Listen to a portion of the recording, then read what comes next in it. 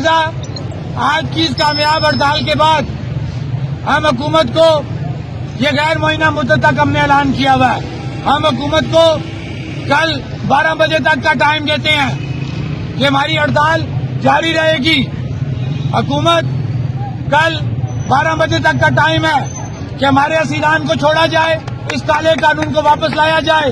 بصورت دیگر آج کے اس پرامن احتجاج کو ہماری کمزوری نہ سمجھا جائے.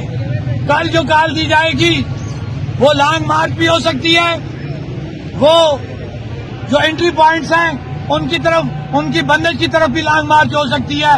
اس کے علاوہ اس سے بڑی بھی لانگ مارچ ہو سکتی ہے. یہ آپ پہ اب منحصر ہے کہ ہم نے پرامن طریقے سے احتجاج کر کے آپ کو بتا دیا کہ یہ پوری آزاد کشمیر کی عوام اس کالے قانون کے خلاف ہے. آپ کو یہ کالا قانون واپس دینا پڑے گا, اسیران کو رہا کرنا پڑے گا. یہ کال جاری رہے گی. یہ ہمارا اعلامیہ جاری ہوا ہے جموں کشمیر جوائنٹ عوامی ایکشن کمیٹی کا.